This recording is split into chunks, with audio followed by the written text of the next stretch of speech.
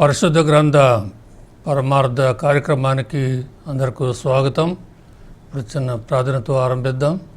ప్రార్థన చేసుకుందాము. పరిశుద్ధుడైన తండ్రి ప్రభా, మిక్కిలి ప్రేమ గల ప్రభా, ఆయన యొక్క మాటల కోసం మేము ఎదురు చూస్తున్నాం ప్రభా. ఆయన ఈ మాటలు విన్నప్పుడు ప్రభా, మా జీవితంలో విడుదల, స్వస్థత, పశ్చాత్తాప హృదయం మాకు దయచేయమని యేసు నామం అడిగి వేడుకుంటున్నాం తండ్రి, ఆమేన్.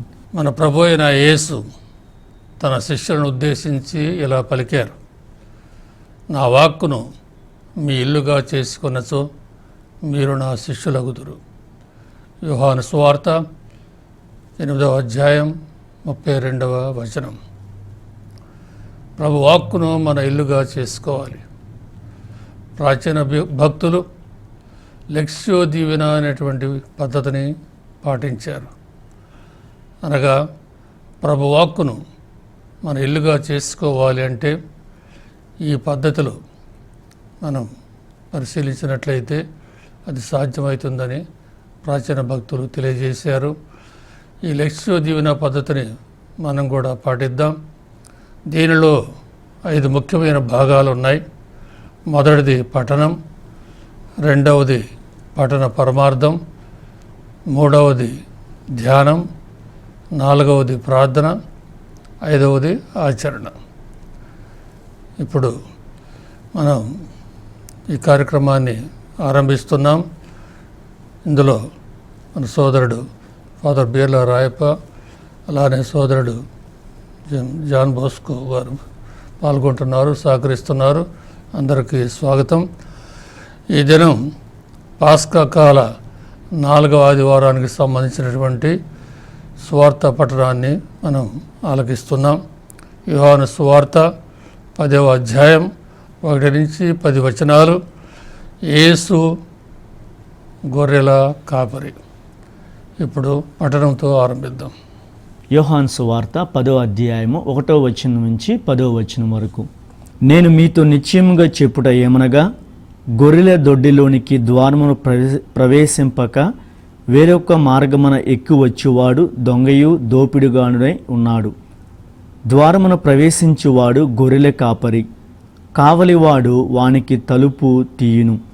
గొర్రెలు వాని స్వరము వినును. అతడు తన గొర్రెలను పేరు పేరున పిలిచి బయటకు తోలుకొని పోవును. తన గొర్రెలన్నిటినీ బయటకు తోలుకొని వచ్చిన పిదప వాడు వానికి ముందుగా నడుచును. గొర్రెలు వాని స్వరమును గుర్తించును కనుక అవి వాని వెంట పోవును. అవి పరాయి వాని స్వరము ఎరగవు కనుక అవి వాని వెంట వెళ్ళక దూరముగా పారిపోవును. యేసు వారికి ఈ దృష్టాంతము వినిపించెను, కానీ ఆయన చెప్పుచున్నదేమో వారు గ్రహింపలేకపోయిరు. అందుచే యేసు మరలా ఇట్లు చెప్పెను: గొర్రెలు పోవు ద్వారము నేను అని మీతో నిశ్చయముగా చెప్పుచున్నాను. నాకు ముందుగా వచ్చిన వారందరూ దొంగలు, దోపిడిగాండ్రు. గొర్రెలు వారి స్వరమును ఆలకింపలేదు. నేను ద్వారమును. ఎవడనను నా ద్వారము ప్రవేశించిన ఎడల వాడు రక్షణ పొందును. అతడు వచ్చుచూ పోవుచూ ఉండును. వానికి మేత లభించును. దొంగవాడు దొంగిలించుటకు, హత్య చేయుటకు, నాశనము చేయుటకు మాత్రమే వచ్చును. నేను జీవం ఇచ్చుటకు, దాని సమృద్ధిగా ఇచ్చుటకు వచ్చి ఉన్నాను. పఠన పరమార్థం. ఈ పఠన పరమార్థాన్ని మనం కొద్దిగా లోతుగా గ్రహించాలి అంటే దీని సందర్భాన్ని తెలుసుకోవాలి. అంతకుముందు జరిగినటువంటి సంఘటన యోహాను సువార్త 9వ అధ్యాయంలో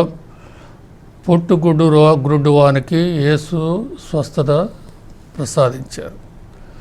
అప్పుడు పరిసయ్యులు ఆ గుడ్డివారిని పరిశీలించడం ఆరంభించారు.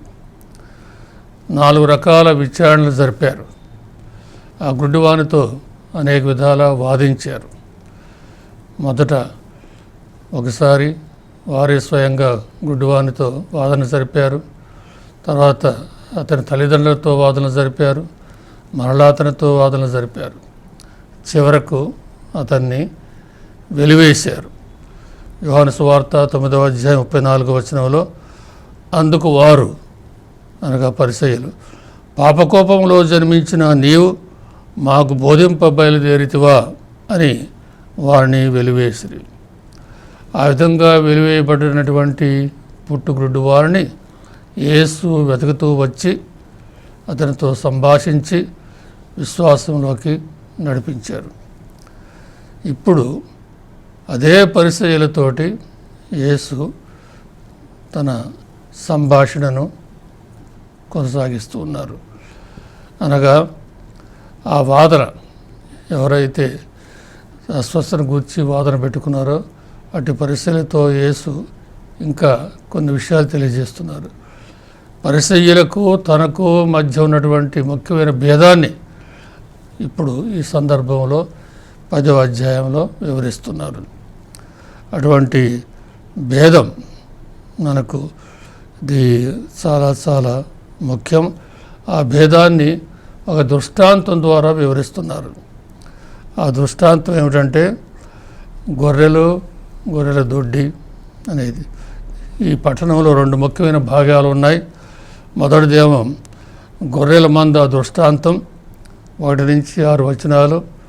రెండవ భాగం దృష్టాంత వివరణ, దాని అన్వయం 7 నుంచి 10 వచనాలు. గొర్రెల మంద దృష్టాంతాన్ని మనం గ్రహించాలి అంటే ఆ కాలంలో పాలస్తీనా దేశంలో గొర్రెలు కాపరు చేసే విషయాన్ని మనం తెలుసుకోవాలి. సాయంత్రం వేళ గొర్రెల కాపర్లు, సొంత కాపర్లు గొర్రెలను తీసుకుని వచ్చి ఒక దొడ్డిలో చేరుస్తారు. వేరు సొంత కాపర్లు తమ గొర్రెల్ని ఒకే దొడ్డిలో చేరుస్తూ ఉంటారు. దానికి ద్వారం వద్ద కాపలవాడు ఉంటాడు. సొంత కాపర్లు వేరే చోట నిద్రపోతూ ఉంటారు. ఉదయం పూట ఈ సొంత కాపర్లు వచ్చి ఆ ద్వారాన్ని ప్రవేశించి తమ గొర్రెల్ని పేరు పెట్టి పిలుస్తారు. పేరు పెట్టి పిలవగానే ఏ కాపరైతే తన గొర్రెను పిలుస్తాడో ఆ గొర్రెలు అతని స్వరాన్ని ఆలకిస్తాయి, అతని వెంట పోతూ ఉంటాయి. అతను ముందు పోతూ ఉంటాడు, అతని వెంట గొర్రెలు పోతూ ఉంటాయి.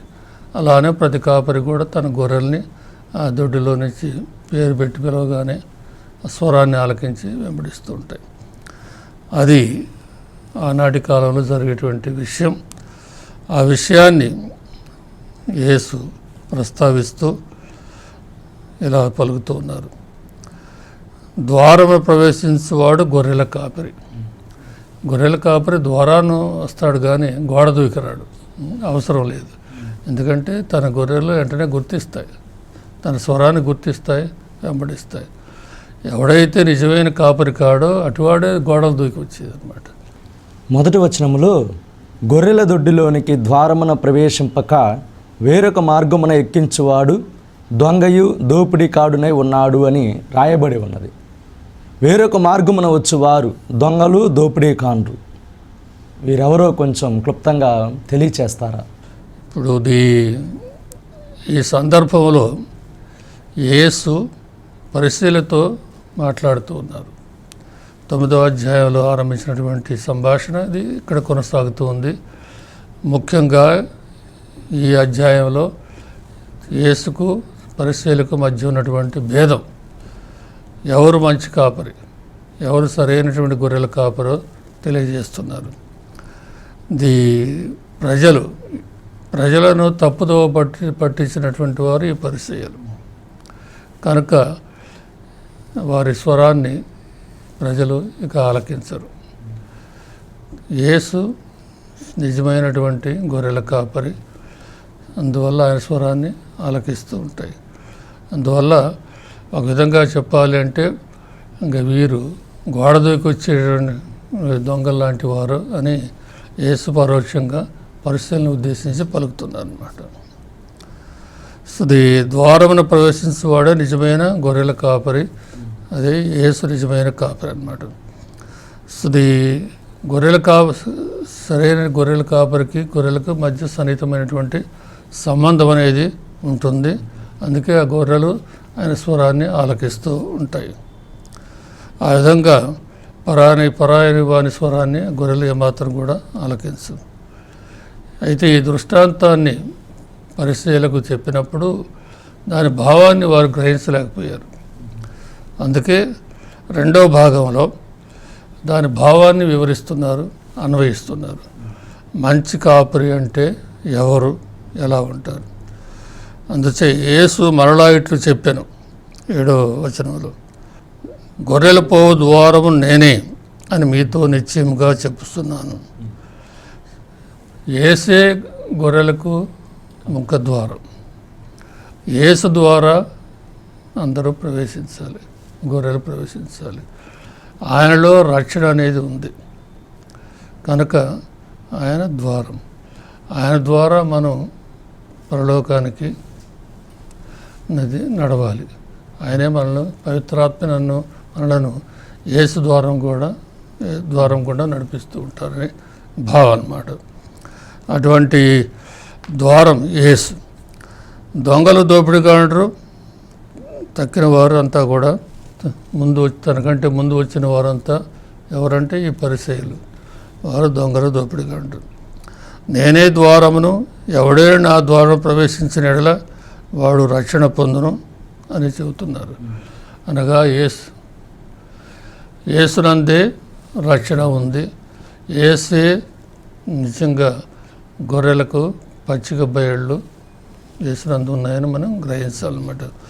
అప్పుడు యేసుతో సంబంధం ఉన్నవారు వస్తూ పోతూ ఉంటారు. 9వ వచనములో అతడు వచ్చుచూ పోవుచూ ఉండును అని రాయబడి ఉన్నది. దీనిని మేము ఏ విధంగా అర్థం చేసుకోవాలో తెలియచేస్తారా? అది ఒక విధంగా చెప్పాలి అంటే ఒక జాతీయంగా మనం భావించవచ్చు. వస్తూ పోతూ ఉండేవారు. వస్తూ పోతూ ఎవరు ఉంటారంటే స్వతంత్రంగా, నిర్భయంగా, తరచుగా వచ్చేవారిని వస్తూ పోతూ ఉంటారంట. తక్కిన వారిని మనం అలా అన్నమాట. ఇక్కడ గొర్రెలు యేసుతో సంబంధం ఉంది కాబట్టి, సన్నిహిత సంబంధం ఉంది కాబట్టి వస్తూ పోతూ ఉంటారు. నిర్భయంగా, స్వతంత్రంగా వస్తూ పోతుంటారని యేసు వివరిస్తున్నారు. ఇప్పుడు కార్యక్రమంలో చిన్న విరామం తీసుకుందాం.